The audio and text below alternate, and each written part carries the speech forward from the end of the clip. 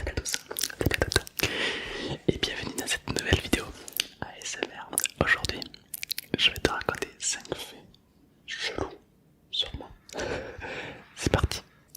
Alors le tout premier fait, le tout premier fait sur moi, c'est que j'ai peur de la moto. Voilà. Mais quand je dis que j'ai peur, c'est que j'ai peur. Il y a quelques années en arrière, je n'ai jamais fait de moto, ni de scooter, rien. Et la seule fois où je suis monté sur une moto, c'était celle de mon père et on est tombé. Donc voilà, laisse-moi te dire que l'expérience à moto n'était pas un succès quoi. Donc j'ai toujours eu peur de la moto en fait. Je voulais jamais y monter, ça me faisait un peu un truc tu vois. Et lorsque je déménageais à Toulouse, une amie à moi m'a dit: je passe le permis moto, est-ce que ça t'intéresse? Du coup pris dans l'élan, j'ai dit ok, ce sera un bon moyen de vaincre ma peur. Alors c'est parti, je me lance dans le permis moto. Je ne savais même pas comment démarrer une moto. Je suis tombé à l'arrêt 200 fois. Bon, j'exagère un peu, mais c'est vrai que je suis beaucoup tombé. À tel point même que il y avait une grosse place à Toulouse. Et dans cette place, il y avait toutes les moto-écoles qui se réunissaient. Et les élèves, ils travaillaient sur cette place à moto. Et lorsque il y a un élève qui réussit le parcours, tu vois, la moto-école, le moniteur il est fier parce que ça veut dire qu'il a fait du bon travail. Au contraire, si un élève qui tombe, c'est pas fou, tu vois, c'est un peu la honte pour le moniteur. Et là, dans notre moto-école à nous, on était que deux, mon ami et moi. Et mon amie, elle tombe. Du coup, le moniteur il a un peu les boules, tu vois. Et du coup, moi, qu'est-ce que je fais? Moi, je suis pas un fils de chien, moi, je vais l'aider, tu vois. Alors, je descends de la moto, je vais l'aider. Sauf que j'ai oublié que sur une moto, il y avait des béquilles. Et du coup, la moto elle tombe aussi. Donc voilà, donc déjà ça commence plutôt bien la moto-école. Parce que du coup, tout le monde tombe. C'est super. Puis après, avec le temps, c'est pour ça que j'ai appris le permis moto et qu'aujourd'hui je fais de la moto. C'est pour vaincre la peur de la moto. Même si tu me verras jamais sur des motos puissantes, c'est des motos très puissantes, non jamais. Moi c'est plutôt des tracteurs que je conduis, voilà, en principe, voilà. Deuxième fait sur moi, j'adore les urbex. J'adore ça, je passerais mon temps à faire des urbex si je le pouvais en fait. Et cette fois-ci, l'urbex dans laquelle on était, il était différent. Il y avait une ambiance, il y avait quelque chose qui nous faisait froid dans le dos. Bon, c'était un petit peu excitant, c'était aussi un petit peu pour ça qu'on y allait. Mais il y avait un truc pas net. Et on marche dans l'urbex. Donc un urbex c'est un vieil endroit abandonné, d'accord. Et là ma copine, elle est figée de peur. Elle est là. Et elle me fait: derrière toi. Et alors là c'est la pire sensation hein, parce que quand tu vois que ta copine a peur et que elle te fait remarquer que derrière toi il y a un truc horrible, je sais pas envie de retourner de suite, tu vois. Alors bref, je me retourne et sur le coup j'ai eu peur, mais après je me suis vite rendu compte, c'était une tête de poupée qui était accrochée à une fenêtre, mais on voyait pas le bas du corps, on voyait que la tête, du coup ça faisait hyper badé. Et c'était des gens qui l'avaient mis là certainement préalablement pour faire peur aux autres, je pense. Et donc on a eu hyper peur, mais le pire c'est que ce n'est pas terminé, parce qu'on croyait être les seuls dans cet urbex. Et comme les gens qui font de l'urbex ne font pas forcément de bruit, du coup on croyait qu'on était seuls. Du coup on continue à visiter l'urbex. Et le pire endroit, il faisait tout noir, on était rentré dans une grosse cave immense. Et là on entend des bruits de pas. Alors là je peux te dire qu'il y a rien de plus flippant. Alors du coup on se cache, on écoute. Et on attend que les bruits de pas ça rapproche vers nous de plus en plus. Et là on commence réellement à avoir peur. On a les bruits de verre qui se cassent, tu sais, parce que si tu n'es pas, du coup tout se casse et tout. On a les bruits de pas qui se rapprochent de plus en plus, de plus en plus. Et alors là on décide de sortir. Alors au début on se dit: est-ce que c'est la police? Est-ce que... voilà, on sait pas. Donc on sort et là on tombe nez à nez avec un fantôme. Non je déconne. Non, avec un autre mec qui faisait de l'urbex, qui a eu autant peur que nous. Quand on s'est vu, on a fait: ah, les deux. On a tous les deux eu peur.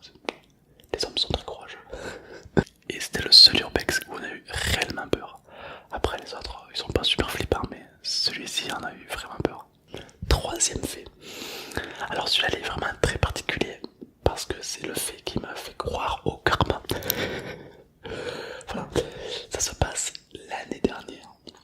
L'année dernière, on était dans la ville de Pédérieux et c'était la veille de Noël. Donc les décorations, la bonne ambiance, voilà, tu connais un petit peu Noël. Et j'étais avec des amis.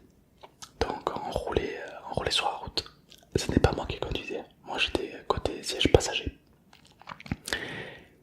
Et là on croise un SDF sur le trottoir, donc à droite. Et moi je baisse la vitre et je lui fais Joyeux Noël, comme ça. C'est parti d'une bonne intention, c'est fun, voilà, Joyeux Noël, bon, ok. Sauf que là, du coup, bon, voilà, c'était cool. Pour moi, j'ai fait ma petite bonne action, tu vois, j'ai dit Joyeux Noël, c'est cool. Sauf que je pense qu'il était ivre, ce SDF. Et lorsqu'on a regardé dans le rétro, le SDF était allongé par terre, en plein milieu de route. Genre, et là on se dit, mais qu'est-ce qu'il a pu se passer? Qu'est-ce qu'il a pu se passer en si peu de temps? En quelques secondes, qu'est-ce qu'il a pu se passer le pauvre? Donc nous on pense que il a voulu dire bonjour ou bonne année ou joyeux Noël, sauf qu'il a été bourré, il a dû glisser et tomber sur la route. Bon, rassurez-vous, il va bien. Mais le karma s'est vengé, hein, clairement. Pourquoi? Parce que, si tu veux, moi je suis jamais malade. Les 3 jours qui ont suivi, j'ai chopé la grippe. J'ai pas chopé le corona, j'ai chopé la grippe. Et je me suis brûlé le pied. Mais quand je dis brûlé, c'est au 2e degré. Vraiment hyper brûlé. Merde, le karma quoi. Mais un truc encore plus bizarre, c'est que ma grand-mère soigne le feu. Je pense qu'on connaît tous plus ou moins des gens qui soignent le feu. Bon, personnellement, j'y crois pas du tout, d'accord? Sauf qu'il s'est passé un truc encore plus bizarre après cet événement. Donc j'avais le pied qui brûlait de ouf, tu vois. 3 jours après, pareil, j'avais mon pied vraiment dans l'eau froide tellement ça me faisait mal. Et puis, d'une seconde à l'autre, mon pied allait mieux. Je me suis dit, oh, j'ai même fait la remarque à ma copine, je lui ai dit, oh, franchement, tu sais quoi, mon pied ça va mieux. Trop bien. Très bien, on est tous contents. Et là, mon téléphone sonne. Et je reçois l'appel de ma grand-mère. Je décroche. Et elle me dit, mot pour mot, je viens de t'arrêter le feu à distance, est-ce que ça a marché? J'étais là au téléphone. J'ai bugué, j'ai clairement bugué. Moi qui croyais pas à ce genre de choses, ben ça a marché. Faut dire ce qui est, ça a marché. Le lendemain, je n'avais plus rien. Alors que ça faisait une semaine que j'avais hyper mal. Et je me suis dit, mais comment c'est possible? Scientifiquement, comment c'est possible que quelqu'un puisse t'arrêter le feu à distance?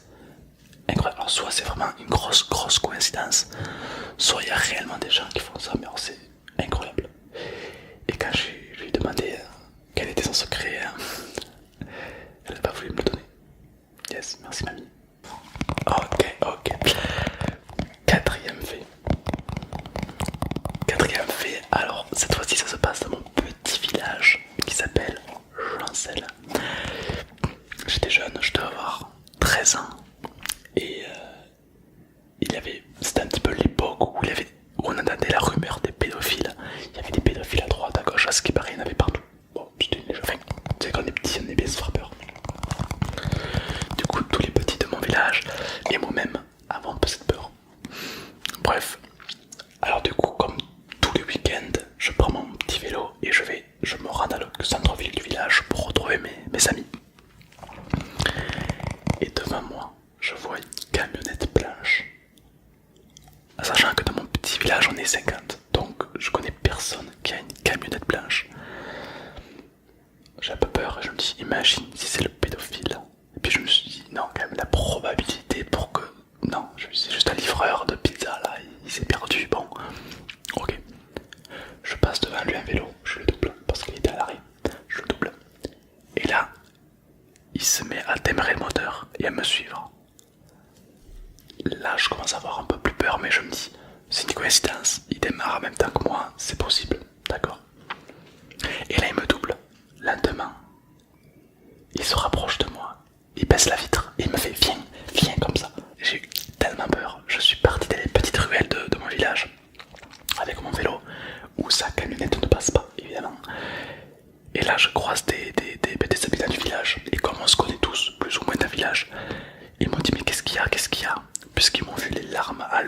moi ça se voyait que j'étais pas bien. Un enfant dans cet état, tu te dis il va pas bien. Et du coup le couple qui m'a vu dans ce village, ils m'ont dit mais qu'est-ce qu'il y a? Et je lui dis il y a un mec qui a essayé de me faire monter dans sa voiture. Le mec avec sa fourgonnette blanche. Il y a plusieurs personnes de ce village qui ont entendu ce que je viens de dire. Et du coup ils sont tous rués vers la camionnette. Ils ont sorti le mec de la camionnette. Et ils ont appelé la police. Moi ils m'ont protégé, ils m'ont mis à l'abri. L'avantage des petits villages, c'est qu'ils sont tous solidaires. Ça c'est chouette. Et là la police elle arrive. Elle contrôle le mec. Et c'était ni plus ni moins qu'un vendeur d'armes qui cherchait son itinéraire pour l'armurier de mon village. Le pauvre, il a pris cher. Après un temps, il y avait d'autres façons d'aborder un enfant dans la rue. Enfin, il faisait flipper, je me rappelle, le mec il avait des piercings de partout, il avait une capuche. Il te faisait viens comme ça. Ça fait peur, ça fait hyper peur pour un enfant de 13 ans, ça fait hyper flipper. Oh les gars, chacun son style, mais il y a des manières de faire. En tout cas, lui, il reviendra plus dans mon petit village, ça c'est sûr. Et dernier fait sur moi, toujours on retourne à l'époque de la moto-école. Alors moi j'ai toujours eu très peur à moto, comme tu le sais. Et à l'époque de la moto-école, donc, on avait des conduites accompagnées, donc ça veut dire que je roulais sur la route et que le moniteur derrière moi me suivait avec sa voiture, d'accord? Et là, Toulouse, c'est vraiment la ville, c'est le bordel. Et moi qui ne suis pas de Toulouse, donc je ne connais pas, et en plus je suis hyper stressé. Eh ben, il s'est passé le pire truc qui pouvait arriver. Je me suis perdu. À tel point qu'on était tellement loin que les radios dans laquelle on communiquait la voiture du moniteur et moi, on était tellement loin qu'on ne pouvait plus se contacter. C'était fini. Et du coup je me mets à tourner en rond. Je me retrouve dans des bouchons alors que j'ai 3-4 heures de conduite. Donc je sais pas conduire une moto. Et je suis resté perdu 1 heure dans Toulouse. C'était horrible, je me demande comment j'ai pas fait d'accident. C'était le pire truc. À tel point que j'étais stressé, donc je m'arrête sur le bord de rond-point. Et là il y a un mec en Harley Davidson qui me voit. Du coup je lui fais signe. Donc solidarité, motard. Il vient, il me voit avec le gilet fluo, moto-école. Il me dit mais qu'est-ce qui t'arrive? Et moi je lui dis je suis perdu. Je suis perdu avec ma moto de la moto-école. Ils vont croire que je l'ai volée. Mais au final, quelques 20 minutes plus tard même, on finit par se retrouver. Et du coup, il me suit avec la voiture. Il m'a dit qu'en 20 ans de service, il avait jamais vu quelqu'un se perdre en moto. Comme quoi, il faut le début à tout. Pas de... Dis-moi dans les commentaires si t'es arrivé des trucs un peu bizarres, un peu spécifiques. Je trouve ça vraiment incroyable ce que la vie peut nous réserver comme surprise. Évidemment ça finit bien, donc ça reste une note positive. Mais dis-moi dans les commentaires qu'est-ce qui a pu t'arriver, hein, que je rigole un peu. Ou pas, ça dépend.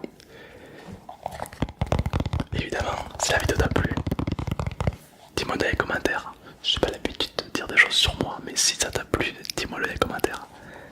N'oublie pas de t'abonner, laisser le pouce bleu, c'est moins cher que gratuit, évidemment. Et moi je te souhaite une excellente nuit, dors bien et franchement j'ai hâte de savoir qu'est-ce que tu vas me raconter. Je sens dans mes fous, il y en a qui ont vécu des choses incroyables et c'est le moment d'en parler. Je vous aide à tous.